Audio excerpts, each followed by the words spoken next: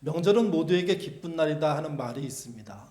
근데 생각해 보면 과연 그런 날일까 하는 질문도 생깁니다. 왜냐하면 아까도 우리 집사님이 기도하실 때 명절에 갈등 많다, 그런 보도가 있다, 이런 이야기를 저희가 듣잖아요. 그 명절은 기쁜 날이기도 하지만 갈등이 유발되는 날이기도 합니다. 그래서 요즘에 와서는 명절 시작 전부터 마친 후까지 사전 조치, 사후 조치를 한다는 이야기가 있습니다.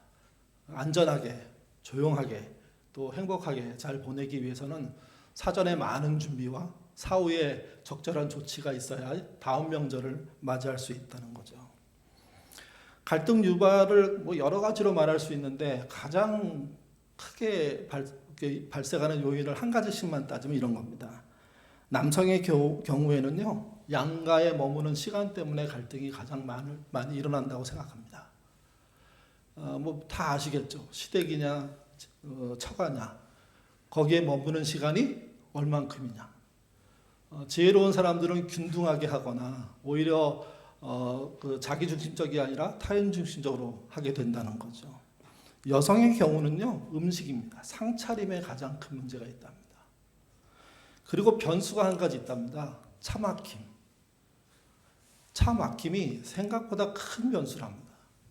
그냥 신속하게 3시간 길을 3시간에 오면 별 문제가 없는데 3시간 길이 6시간, 8시간 이렇게 되면 같이 좁은 공간에 있게 되잖아요. 짜증스러운 일들이 발생하죠. 아이들도 전에 없던 행동들을 하죠. 그러면서 갑자기 빵 폭발해서 돌아오던 차든 가던 차든 차 안에서 문제가 많다는 겁니다.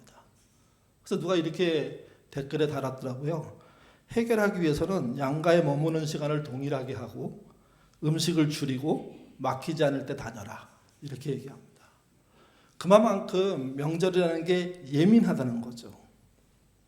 별 문제 없이 지내셨다면 참 다행스러운 일이고요. 좋은 일입니다. 문제가 있었다면 잘 지혜롭게 해결할 방법들을 골똘히 생각해 봐야 됩니다. 그래서 다음 명절 때는 똑같은 일들이 안 벌어져야 되는 거죠. 지금으로부터 19년 전인 2005년도에 한 대기업에서 30, 40대 부부를 대상으로 조사했습니다. 다시 태어나도 현재의 배우자와 결혼하겠느냐. 19년 전이니까 옛날 얘기입니다. 남자의 경우에는요, 65.2%가 결혼하겠다고 대답했습니다. 그리고 하지 않겠다는 대답이 34.8%였습니다. 여자의 경우는요, 반대입니다. 하겠다는 답변은 33.3%, 3분의 1에 해당하고 안 하겠다는 답변은 68%가 넘었답니다. 왜 남자 여자 생각이 이렇게 다를까요? 결혼이라는 게 남성 주도로 진행되고 있기 때문입니다. 제가 왜 앞에서 19년 전이라고 말씀드렸냐면 예전 생각이라는 거죠. 세월이 흘러서 한 17년 정도 흘렀습니다. 2022년도에 동일한 조사를 했습니다. 한국 리서치에서 한 조사인데 그 결과 지금 배우자와 결혼하고 싶다. 남녀 합쳐서 28%입니다. 그리고 그렇지 않다. 48%입니다. 숫자를 합치면 100%가 안 되잖아요. 그래서 많은 사람들이 둘 다 줄어들었네? 이렇게 생각합니다. 아닙니다. 실제 24%는 결혼을 생각조차 하지 않고 있습니다. 그래서 이 조사는 우리 사회 문화의 큰 변동을 이미 예고하고 있는 겁니다. 혼자 살아도 괜찮다라는 생각, 혼자 사는 게 더 행복하다 하는 생각이 늘어나고 있다는 겁니다. 왜 그럴까요? 사회가 그렇게 나빠지기 때문이라 이렇게 말할 수 없습니다. 우리의 명절이 모든 사람에게 행복하지 않은 경우가 많다는 거죠. 그리스도인으로서 여러 가지를 잘해야 되겠지만 이런 부분에서도 많이 신경 써야 됩니다. 그리고 문제를 없는 거로 만들지 말고 해결을 해야 됩니다. 앞으로는 1인 가구 시대라고 얘기하는데 그걸 좀 어려운 말로 핵개인 시대라고 얘기하거든요. 저희 어렸을 때 핵가정, 핵가족 이런 얘기하면서 미래의 가족들이 단촐해질 거라고 얘기했는데 이제는 핵가족, 가정을 넘어서 가지고 뭘로 바뀌고 있냐면 핵개인입니다. 혼자 사는 분들이 아마 같이 사는 사람보다 훨씬 많은 시대가 도래할 거라는 거죠. 그때도 하나님은 살아계시고 하나님의 은혜와 능력 속에 살 수밖에 없는데 그 길을 어떻게 맞이할지 대비해야 된다는 거죠. 같은 조사에서 이런 질문을 또 던졌습니다. 결혼한 사람이 더 행복할까요? 여러분 어떻게 생각하십니까? 결혼한 사람이 더 행복할까요? 결혼 안 한 사람이 더 행복할까요? 아무도 대답을 안 하기로. 여기는 결혼한 분들이 훨씬 많기 때문에 그런가요? 아니면 결혼한 사람이 더 행복하다는 답변이요 39%입니다. 그렇지 않다는 답변이 46%입니다. 결혼이 행복해 보이지 않습니다. 또 자기 부모의 결혼이 행복하지 않음을 압니다. 그러니까 결혼이 줄어드는 겁니다. 아, 요즘 애들이 이상해가지고 결혼하지 않아. 그렇게만 생각하지 않으셔야 됩니다. 요즘 애들이 이상한 부분이 있습니다. 왜? 어른 세대와 다르죠. 다르게 자랐고. 근데 그 결혼에 대한 문제 앞에서 멈춰서게 되는 많은 요인들이 존재하죠. 한 가지 요인으로 결혼을 선택하지 않는 건 아닙니다. 분명한 건 이거죠. 영향이 있는 부분이 있다는 겁니다. 그래서 요즘 이런 말 나와요. 능력 있다면 여자라도 혼자 사는 것도 괜찮아. 근데 그게 아이들의 생각이, 자녀들의 생각이 아니라 부모의 생각인 경우가 참 많습니다. 너는 능력 있으면 혼자 살아. 이런 암시가 주어지니까 결혼에 대한 생각들이 점점 사라지죠. 남자아이들은 하려고 하는 편이 많지만 여자아이들은 그렇게 생각하지 않는 겁니다. 이런 변화는 우리가 주목해야 됩니다. 왜 그러냐면 앞으로의 세상이 어떻게 바뀔지 예고해 주는 겁니다.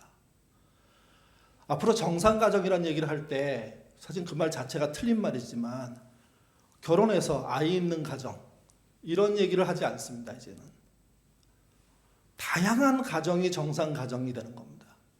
특별히 1인 혼자 핵 개인 시대로 사는 그 가정도 가정이 되는 거죠. 그리고 이제 앞으로는요 그 핵 개인 시대를 넘어서는 대한가족들이 등장할 겁니다. 교회는 그런 흐름에 대한 생각들을 가져야 됩니다. 교회의 어른들은 그런 흐름들을 받아들여야 되고 싸우기보다는 왜 그런지를 파악해야 되고 그리고 그것에 대한 대안들을 함께 논의해야 됩니다. 부부가 닮는다고 하죠. 참는 결과입니다. 참았기 때문에 나온 결과입니다. 예인교회 닮은 부부들이 많습니다. 서로는 안 닮았다고 하시는데 어떻게 닮았냐?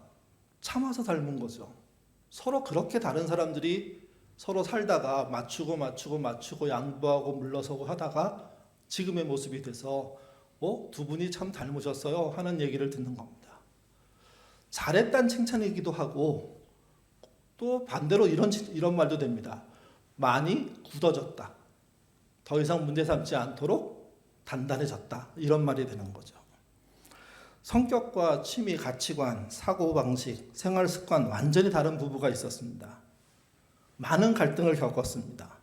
그리고 그걸 잘 참아서 행복한 가정으로 넘어왔습니다. 아내에게 질문했습니다. 다시 태어나도 지금 남편과 또다시 결혼하겠습니까? 그랬더니 그 아내가 예라고 대답했습니다. 예라고 대답한 답변 안에 세 가지의 이유가 있었습니다. 첫 번째가 이겁니다. 다시 태어나 다른 남자와 결혼한다고 해도 그 남자가 지금 남편보다 나을 거라는 보장이 없기 때문에.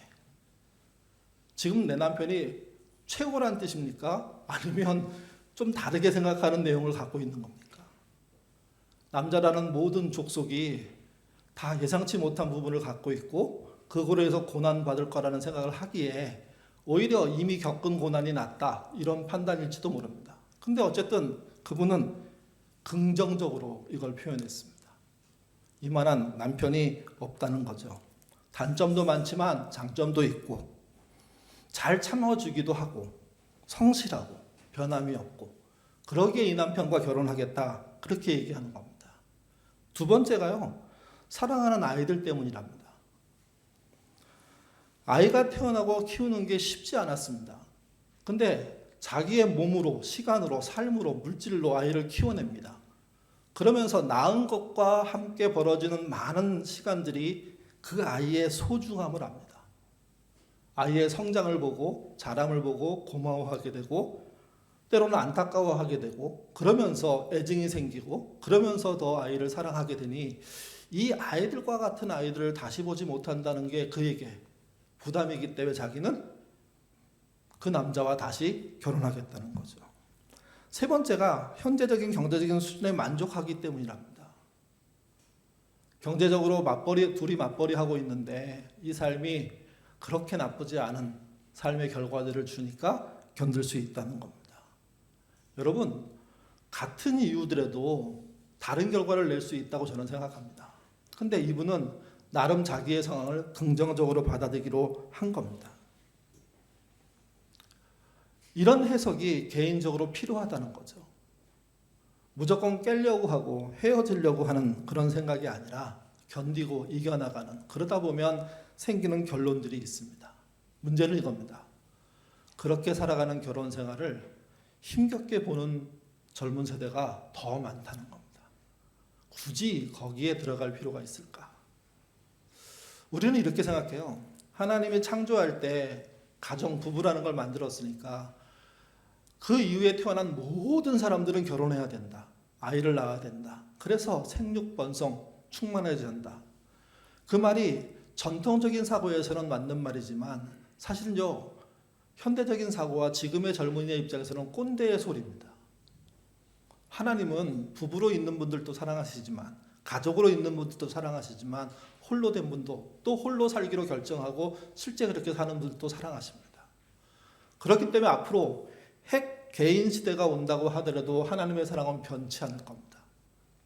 그래서 우리는 대안과 길, 어떻게 하면 그 시대가 풍성할 수 있을까를 생각해야 되는 겁니다. 오늘 시편 23편은요, 가장 유명한 성경의 시입니다. 그리고 가장 많이 사랑받습니다. 옛날 신방 가면 집집마다 이 구절이 걸려있는 데가 참 많았습니다. 어느 집은 6절까지 다, 어느 집은 그 부분의 한 절이. 그 시인은 이렇게 얘기합니다. 자신은 사망의 음침한 골짜기에서 해를 당하는 난감한 상황 속에서 원수들의 공격 속에서 하나님과 함께함을 느꼈다고요. 그래서 두렵지 않다는 겁니다. 그래서 시편 23편을 다르게 부를 때 신뢰의 시라고 합니다. 경험에 의해서 신뢰가 생긴 겁니다. 신앙은 동경하고 하나님이기 때문에 믿는 신앙이 있는가 하면 그분과 관계 속에서 생긴 신뢰 때문에 유지되는 신앙들이 있는 거죠. 어떻게 쓰여져 있는지 다 아시지만 1절부터 4절 먼저 읽어보겠습니다. 읽겠습니다. 여호와는 나의 목자시니 내게 부족함이 없으리로다. 그가 나를 푸른 풀밭에 누이시며 쉴만한 물가로 인도하시는도다. 내 평온을 소생시키시고 자기 이름을 위하여 의의 길로 인도하시는도다. 내가 사망의 음침한 골짜기로 다닐지라도 해를 두려워하지 아니할 것은 주께서 나와 함께 하심이라. 주의 지팡이와 막대기가 나를 안위하시나이다. 먼저 1절을 보면 여호와는 나의 목자라고 얘기합니다. 이 시편이 기록될 당시 또 구약 성경을 순서적으로 읽어보고 와서 이 시편에 도착하면 이 시편이 굉장히 독특하다 이렇게 평가할 수 있는 구석이 있는데 그게 여호와는 나의 목자라는 말입니다. 이 시편 이전에 물론 개인적으로 하나님을 자기의 목자로 느끼는 사람들이 있었겠지만 성경의 표현은요, 항상 하나님은 나라, 민족의 하나님이었습니다. 공동체의 하나님입니다. 집단의 하나님입니다. 개인적으로 그걸 느끼지만 공동체가 우선이고 집단이 우선인 거죠. 아마 이 영향을 지금도 받고 있는 분들이 많을 겁니다. 교회의 하나님. 그래서 교회 공동체가 소중하다고. 근데 다윗은 첫 문장부터 이것을 완전히 깨버립니다. 여호와는 자기의 목자입니다. 목자란 표현도 되게 어려운 표현인데 우리 나라의, 우리 민족의, 우리 집안의 목자가 아니라 자기 자신, 개인의 목자라고 얘기하는 거죠. 시편 23편이 다른 시보다 유독 주목받게 된 것은 공동체를 뛰어넘어 개인으로 왔기 때문입니다.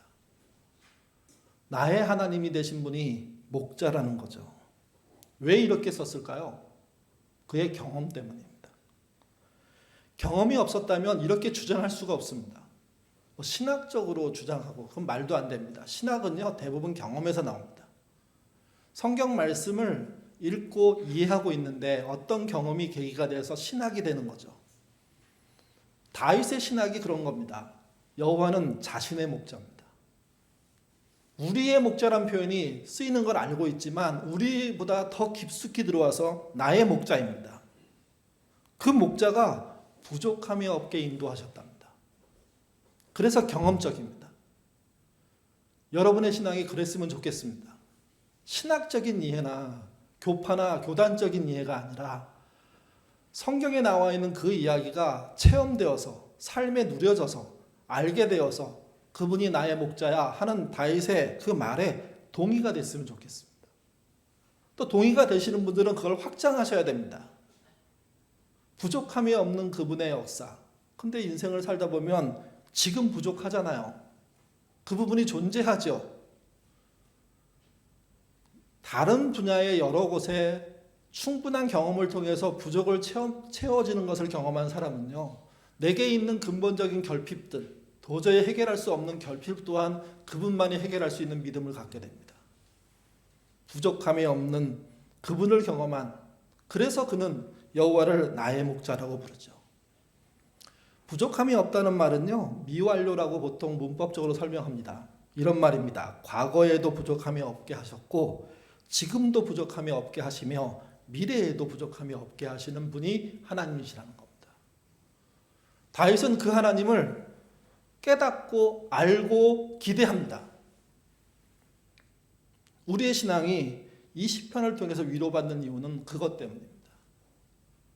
우리의 하나님, 전 지구의 하나님, 무지의 하나님, 그분이 나의 하나님이라는 거죠. 나의 하나님의 가장 큰 특징은 무엇입니까? 믿는 그 사람을 낱낱이 알고 있다는 겁니다. 꾸짖기 위해서 하는 게 아니라, 공격하기 위해서 하는 게 아니라 이해하고 납득하고 그리고 함께 가기 위해서 아시는 분이 하나님이시라는 거죠. 그 하나님을 누리셔야 됩니다. 그 하나님이 무서워지는 게 아니라, 물론 두렵고 떨림이 있지만 그 하나님이 나를 사랑하시는구나, 그걸 아는 게 다윗 말한 23편 1절을 이해하는 겁니다. 그렇다면 다윗의 경험은 뭘까요? 푸른 풀밭 그리고 쉴만한 물가라고 표현되어 있습니다. 일상에서 쉼이 되는 분이 하나님이었다는 거죠. 너무 많은 분들이 요즘은 여행이 쉼이다, 먹는 게 쉼이다, 고생하고 난 다음에 좋은 음식 먹으면 이게 나를 칭찬하는 거다, 그렇게만 생각하시는데 아닙니다. 다윗은 일상의 쉼, 푸른 풀밭과 쉴만한 물가로의 인도, 그게 하나님의 은혜였다고 그는 고백합니다. 또 자기 영혼을 소생하고 의의 길로 인도하신답니다. 망가진 것을 회복해 주신다는 거죠. 하나님의 쉼이 있다고 하더라도 인생은 어려운 일이 많고, 그래서 자아가 무너지거나 관계가 무너지거나 재산이 무너지거나 또는 그 밖에 어려운 일들이 줄줄이 생깁니다. 그때 그 해결의 중심에 계신 분, 죽었던 내 영혼을 소생시키신 분, 의의 길로 나를 반듯하게 세워준 분이 하나님이셨습니다. 여러분에게도 그런 하나님이 있다는 사실을 잊지 않으셔야 됩니다. 4절에 보면 사망의 음침한 골짜기로 들어간다고 얘기합니다. 그때 두 가지의 보호 도구가 등장하죠. 막대기와 지팡이입니다. 막대기는 양을 보호하는 도구이고 지팡이는 인도용입니다. 대단한 뜻이 있는 건 아닙니다. 근데 하나님이 두 가지의 도구를 통해서, 하나님은 한 가지의 도구만 가지고도 충분하고, 아니 도구가 없어도 충분한 분인데 두 가지 도구를 동원해서까지 그들을 인도해 주신다는 거죠.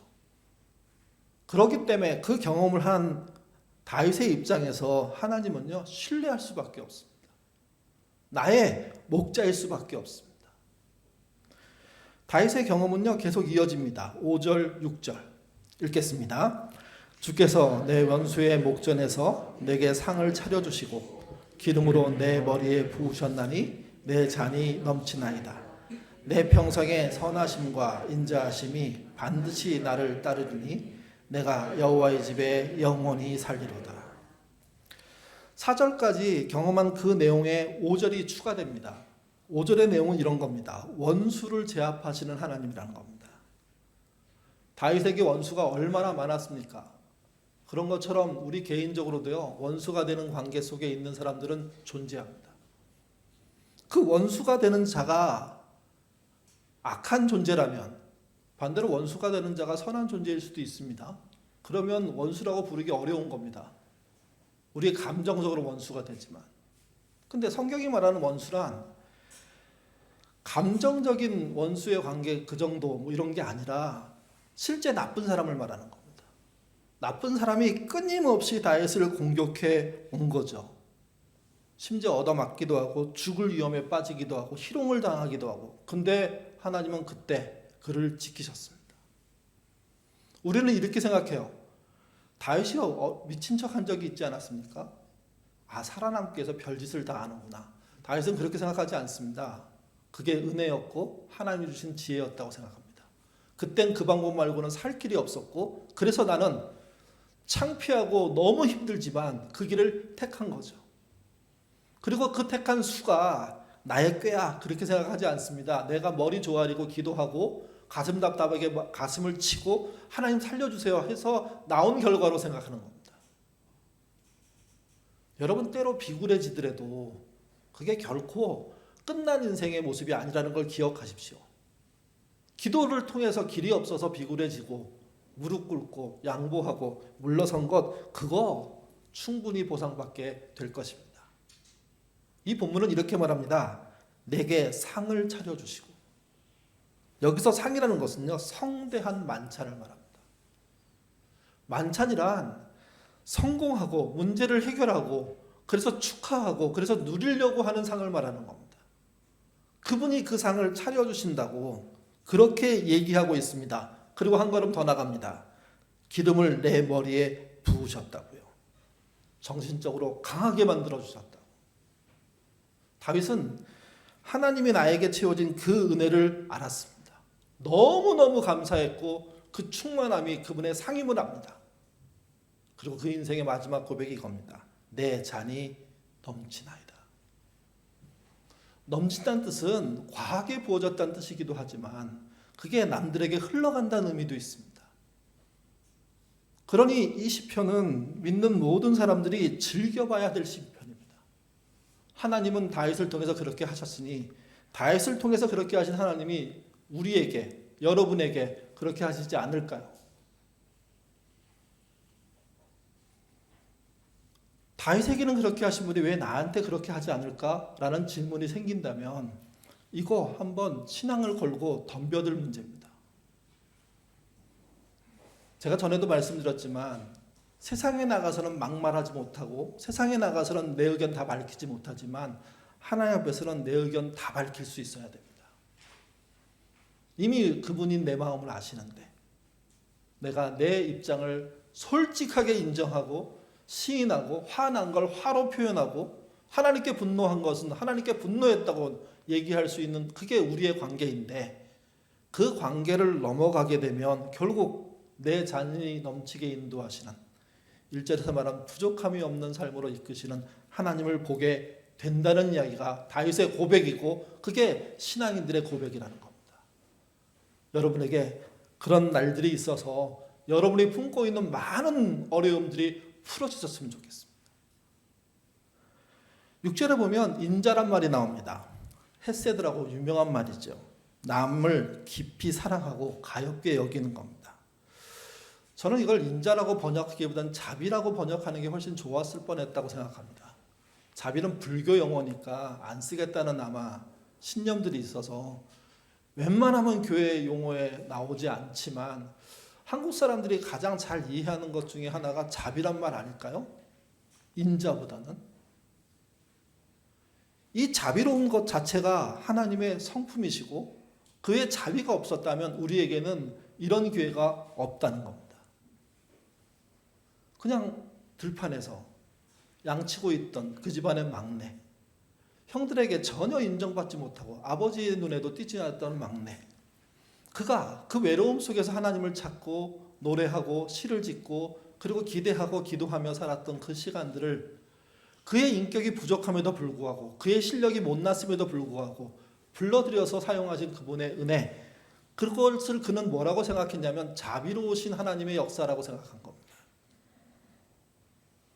다윗에게 자비로웠다면 여러분에게도 하나님은 자비로우십니다. 넉넉히 자비로우실 겁니다. 그 자비로우신 하나님이 느껴지고 경험이 되고, 그래서 여러분이 겪었던 삶의 많은 어려움들, 힘든 역경들, 원수의 문제들, 사망의 음침한 골짜기가, 그리고 해를 당할 만한 그런 상황들이 이기게 되는 동력을 갖게 되는 겁니다. 하나님이 자비하시기 때문에. 많은 사람들이 예수님을 자기만의 방식으로 설명하죠. 어떤 분은 성인군자라고 설명도 하고요. 어떤 분은 대단한 혁명가라고 설명합니다. 근데 이런 좋은 설명 말고요, 반대 설명도 있습니다. 미친 사람이라고, 문제 있다고. 여러분은 하나님을 어떻게 경험하셨습니까? 그 경험이 여러분에게 한 단어로 표현되면 뭡니까?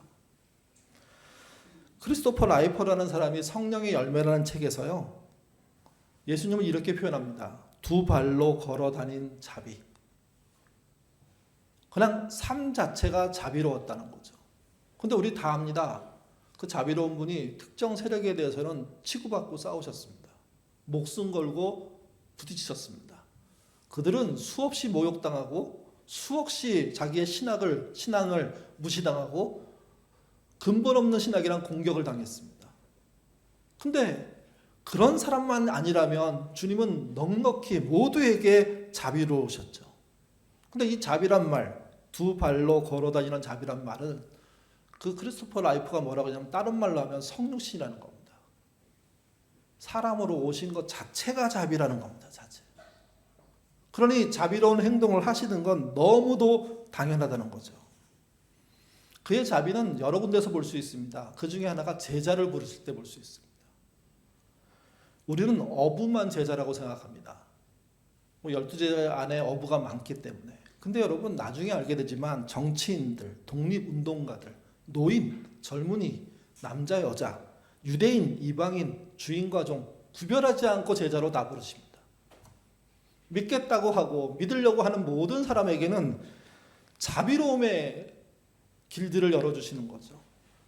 자격을 따지지 않고요, 실력을 따지지 않고요, 부를 따지지 않고요, 명예 이런 거 따지지 않았습니다. 그가 어느 선에 속해 있던 상관없이 인간의 모든 구제 속에 존재하는 모든 사람에게 제자의 길을 열어놓고 제자 되게 하셨고 제자로서 살게 하셨죠. 그러기 위해서 그는 십자가를 지시고 대신 죽는 일들을 벌리신 겁니다. 또 그는 아무도 상대하는 사람을 하지 않는 사람을 특별히 챙기셨습니다. 나병 환자들, 귀신 들린 사람들, 중풍병자들, 혈우병, 열병, 선천적인 장애인들, 후천적인 장애인들, 불쌍히 여겨달라고 떼굴떼굴 구르는 그 사람들, 죽은 사람까지 살리시는 그 역사, 모든 것을 살펴볼 때 그분의 자비는요, 흘러넘칩니다. 문제는 이겁니다. 내가 그 자비를 못 누리고 있다면 그분에게 문제가 있는 걸까? 내게 문제가 있는 걸까? 그거 생각해 보셔야 됩니다. 주님의 자비를 설명한 여러 가지 단어들이 있는데 그 중에 한 단어가 마태복음 14장 13절 14절에 나옵니다. 같이 읽어보겠습니다. 예수께서 들으시고 배를 타고 떠나사 따로 빈들에 가시니 무리가 듣고 여러 고을들로 걸어간서 따라간지라. 예수께서 나오사 큰 무리를 보시고 불쌍히 여기사 그 중에 있는 병자를 고쳐주시니라. 여러 번 말씀드렸지만 여기 불쌍히 여기다라는 이 말은 창자가 끊어진다는 뜻입니다. 어떤 분이 그러시더라고요. 자기가 대학생 돼서 가정에 너무 큰 아픔을 느낄 때 갑자기 담배가 피우고 싶다는 생각이 들었대요. 그래서 피웠냐고 해서 피웠대요. 근데 자기는 그 연기가 너무 싫어서 관뒀대요. 그래서 제가 그게 담배를 피우라는 신호이기보다는 당신의 애간장이 끊어진다는 아픔일 건데 어떻게 그쪽으로 연계됐는지 모르겠다고. 사람은 살다 보면요, 내장이 끊어질 것 같은 아픔들을 느끼는 그런 순간들이 존재합니다. 주님이 이 땅에서 그걸 느끼셨다는 겁니다. 여기 불쌍히 여긴다는 마음은요. 그리고 그분은 어떻게 했냐면 그 아픈 사람들 속으로 들어가셨습니다. 그들과 함께 하셨습니다. 그들의 병을 치료하기 위해서 덤벼드셨습니다. 이 장면은 오병이어할 때 나타난 장면인데 만여 명의 사람들이 들판에 나와 있는데 당장 그들을 먹일 수 있는 방법이 없는 거죠. 그들이 가서 잘 곳도 없습니다. 다 노숙해야 됩니다. 먹을 것도 없고 집도 없는 사람들이 자기를 쫓고 있을 때 그는요 불쌍히 여기는 마음이 끌어올랐다는 겁니다.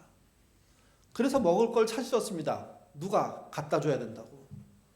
아무도 갖다 줄 수 없습니다. 제자들이 찾아온 것은 어린아이의 도시락이었습니다. 그 도시락을 놓고 그거 하나로부터 시작해가지고 남자만 5,000명, 수로 따지면 10,000명이 넘는 사람들을 먹고도 12광주리가 남는 일들을 하신 겁니다. 아, 나 참 대단하지, 능력 있지, 그거 보여주려고 한 게 아닙니다. 가슴이 찢어지는 아픔 때문에 그들의 배고픔을, 그들의 잠자리를 그래도 포근하게 만들기 위해서, 배부르게 만들기 위해서 하는 역사가 그분의 마음이라는 거죠. 그 마음으로 지금 우리를 바라보시는 겁니다. 주님은 여러분을 보시면서 애간장에 녹는 어떤 일들을 경험하실지도 모릅니다. 어떤 사람에게는 믿음이 없어서 생기는 문제일 수도 있고, 어떤 사람은 관계를 못 풀어서 생기는 문제일 수 있고, 어떤 사람은 경제적인 문제 앞에 벼랑 앞에 서서 쩔쩔매는 그 상황 때문에, 어떤 사람은 그 밖에 다른 문제들로 해서 어려움 당하는 그것 때문에 애간장이 녹는다는 거죠. 성격이 맞아서 결혼하는 부부는 없습니다. TV를 보니까 어떤 상담가가 그렇게 얘기하더라고요. 당신이 반한 그 요인이 이혼 사유라고. 그렇게 좋아 보이던 그 과묵함이 그렇게 싫게 되는 거라고. 그렇게 성격 좋고 활달하고 그것이 당신의 결혼 생활을 끊임없이 방해할 거라고. 그 말이 얼마나 잔인하게 들리는지. 왜냐하면 그게 남의 얘기가 아니라 저의 얘기일 수 있기 때문에, 아니 이기 때문에. 그걸 극복해 줬으니까 왔죠. 이겨냈으니까 왔죠. 그래서 앞에 얘기했던 저는 남편과 헤어지지 않을 거예요. 다시 결혼할 거예요. 그렇게 얘기한 분이 뭐라고 얘기합니까? 그래도 이 남자를 겪어냈기 때문에 앞으로도 같이 살 마음이 있다는 거죠. 물론 그렇지 않을 수도 있습니다. 중요한 건 이겁니다. 그 사람의 애간장 녹는 그 시점을 바라보고 같이 느끼면 사람은요 이해됩니다. 핵 개인 시대가 오든 아니면 핵 가정 시대가 되든 아니면 여러 세대가 함께 모여서는 전통적인 가정의 세대가 되든 상관없이 중요한 건 이겁니다. 상대방의 함께하는 사람의 그 애간장 녹는 장면들을 보고 있느냐, 그걸 이해하고 품어주고 있느냐, 이게 해답이라는 거죠. 이게 자비의 최종적인 결과가 뭘까요? 구원입니다. 우리의 구원은요 주님의 자비로 인해서 온 겁니다. 그분이 자비롭지 않고요 냉정하게 성적을 따지거나 실력을 따지거나 능력을 따졌다면, 자기 마음에 드는 사람만 구원했다면 글쎄요 누가 구원받을지. 자비의 최종적인 결과는 구원입니다. 그분의 찢어지게 아픈 마음이 우리를 구원시킨 겁니다. 그러니 우리도 나의 아내를 향해서 그의 연약한 부분들을 보며 찢어지는 아픔들을 느껴야 됩니다. 그걸 극복하기 위해서 얼마나 힘겨울까, 애쓸까, 수고할까, 자신은 그 반복적인 실수 앞에 얼마나 무너질까, 얼마나 무뎌졌을까. 그걸 품어내서 녹여내는 것이 남편의 역할이라는 거죠. 반대로도 똑같습니다. 아내의 입장에서 남편은요 바라볼 때 신경질 나는 사람이 아니라 살기 위해서 애쓰는 사람이고, 그 애쓰기 위해서 노력하는 그 사회생활에 참 힘든 역경들, 사람을 만나서 고개 조아리면서 성실하게 설명하면서 약속 지키기 위해서 집을 등한시할 수밖에 없는 그런 어려운 환경들, 그 사람이라고 쉬고 싶지 않겠습니까? 누리고 싶지 않을까요? 편하게 여행 다니고 잘 먹고 그러고 싶지 않을까요? 근데 모든 것을 경제적으로 따졌을 때 이 부분, 저 부분, 이 약한 부분, 앞으로 있을 일들 생각하면서 생각하는 그 고통들, 그걸 볼 수 있을 때 부부는 회복된다는 거죠. 이해된다는 거죠. 같이 살 수 있는 존재로 이해된다는 거죠. 부모를 보는 자식의 눈도 똑같습니다. 자식을 보는 부모의 눈도 똑같습니다.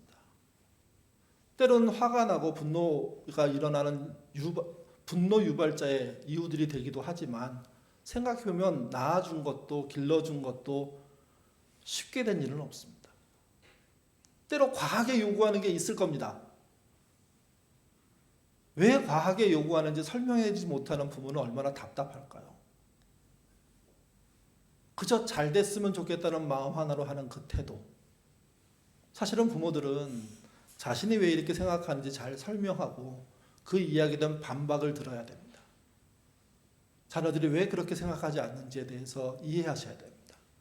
그리고 이렇게 생각하셔야 됩니다. 뜻대로 되지 않는다는 사실을. 아이도 아이의 생각으로 갈 것이고 부모의 부모 생각으로 갈 거라는 거죠. 그 이해. 반대로 부모가 자식에게는요, 자식이 부모에게는요, 그 부모가 그럴 이유가 있다는 거죠. 그런 억울함이 있다는 거죠. 그런 마음의 사무침이 있다는 거죠. 들어들여서 이루어지는 것은 못할 수 있지만 그 마음을 이해하고 자신이 다른 방식으로 또 부모를 존중하고 살아갈 길들을 찾는 것, 그게 서로를 향해서 애간장 놓는 그 시점들을 이해하는 겁니다. 성도를 향해서도 그렇습니다. 같은 교우이지만 전혀 물과 기름으로 겉도는 사람들이 존재할 수밖에 없습니다. 모르기 때문입니다. 알고 보면 사실은 같은 것을 추구하는 사람들이고요. 알고 보면 고민 속에 사는 사람들입니다. 다만 서로를 향해서 자기의 속마음을 얘기하지 않고 살고 있기 때문이라는 거죠. 아둘람 모임이 필요한 이유는 그겁니다. 우리의 속 이야기를 믿음 안에서 하고 그 애간장 녹았던 그 시간의 어려움들을 동의해주고 해내자, 함께하자. 그게 지금의 문제라면 도전하는 그런 삶들을 살 때 그 모임이 돈독해지는 겁니다. 형식적인 예배, 시간 때우는 예배, 교회의 프로그램, 이건 아니라는 거죠. 이게. 예수 믿으면 구원받습니다. 근데 여러분, 그 구원이 자비의 최종적인 결과라는 사실을 잊지 마십시오. 그분의 자비, 우리를 보고 애간장이 끊어지는 아픔을 느끼는 그 자비, 그것을 그리스도께서 하셨기 때문에 구원이 있는 겁니다. 그래서 우리도 아내에게, 남편에게, 자식에게, 부모에게, 교우들에게 그 애간장 녹이는 그 지점들에 대한 이해를 가지려고 애써야 됩니다. 그렇게 싫다고 하는데, 그렇게 어렵다고 하는데, 그렇게 반복적으로 수년 동안 고통을 당하고 있는데 모른 척하고 견디라고 말하는 건 아닙니다. 그 길들을 찾아줄 수 있는 사람이 찾아주는 것, 그게 자비이고 그게 신앙입니다. 그걸 찾으실 때 누구를 만나려고 가는 그 길이 두렵지 않을 겁니다. 함께하는 그 길 때문에 넉넉히 해갈 겁니다. 그리고 인생을 마칠 때 고맙다는 말을 남길 겁니다. 그런 삶 사시는 저와 여러분 되시기를 주님의 이름으로 부탁드립니다. 기도하겠습니다.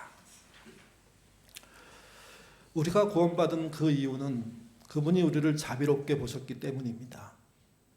우리의 한낱 어리석은 행동들, 하찮은 행동들까지도 눈여겨보시는 그분은 그 잘못된 행동들 앞에 마음 아파하셨기에 우리가 구원을 받을 수 있었습니다.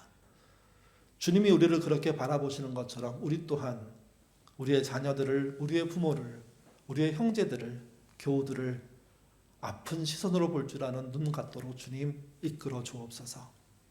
시대는 바뀔 겁니다. 정상부부, 정상가정 이런 얘기하는 세상이 이제는 없어질 겁니다. 다양한 가족, 다양한 세대가 등장하게 될 수밖에 없습니다. 그때도 하나님은 자비로우시고 그때도 하나님은 그 자비로 구원을 베푸실 것입니다. 우리도 그렇게 변해야 됩니다. 내 고집을 지키기 위한 신앙이 아니라 세상을 사랑하시는 하나님의 눈과 마음으로 살아가는 신앙이 되어야 됩니다. 특별히 애간장이 끊어지는 고통을 당하고 있는 현실들 앞에 모른 척하지 않고 돕는 자로 설 줄 아는 믿음, 주님을 닮은 믿음 갖는 우리가 되도록 이끌어 주옵소서. 자비의 최종적인 결과가 구원입니다. 자비롭지 않은 자에게 구원이 있을 수 없다는 이야기도 됩니다. 자비로운 삶, 다른 먼 곳에서 펼치지 않게 하시고 부부 안에서, 부모와 자식 안에서, 교회 안에서 펼치는 신자 되도록 이끌어 주시옵소서. 감사하며 예수님 이름으로 기도드립니다. 아멘.